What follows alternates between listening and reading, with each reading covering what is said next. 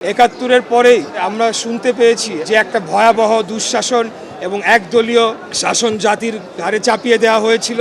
অবশেষে দেড় যুগের ফ্যাসিবাদী বিরোধী আন্দোলন শেষে আমরা গণতন্ত্রকে নতুন করে প্রতিষ্ঠার একটা সুযোগ পেয়েছি এবং একটি গণতান্ত্রিক রাষ্ট্র হিসাবে প্রতিষ্ঠার জন্য আমরা মুক্তিযুদ্ধকে বুকে ধারণ করে আগামী দিনে এগিয়ে যাব ইনশাল্লাহ। মাননীয় প্রধানমন্ত্রী দেশনায়ক জনাব তারেক রহমান, শহীদ রাষ্ট্রপতি, স্বাধীনতার মহান ঘোষক শহীদ রাষ্ট্রপতি জিয়াউর রহমানের সুযোগ্য সন্তান, যিনি আমাদের এই কমিটির ১ নম্বর সম্মানিত সদস্য হিসেবে থেকে বাংলাদেশের মুক্তিযুদ্ধের আদর্শকে প্রতিষ্ঠার জন্য আমাদেরকে উদ্বুদ্ধ করেছেন, আমাদেরকে অনুপ্রেরণা জুগিয়েছেন।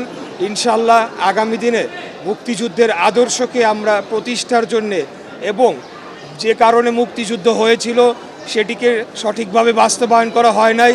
একাত্তরের পরেই আমরা শুনতে পেয়েছি এবং আমাদের বীর মুক্তিযোদ্ধাদের মুখে জেনেছি যে একটা ভয়াবহ দুঃশাসন এবং একদলীয় শাসন জাতির ঘাড়ে চাপিয়ে দেওয়া হয়েছিল।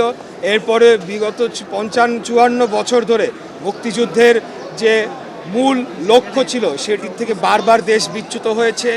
অবশেষে দীর্ঘ দেড় যুগের ফ্যাসিবাদী বিরোধী আন্দোলন শেষে আমরা আবার একটা গণতন্ত্রকে নতুন করে প্রতিষ্ঠার একটা সুযোগ পেয়েছি।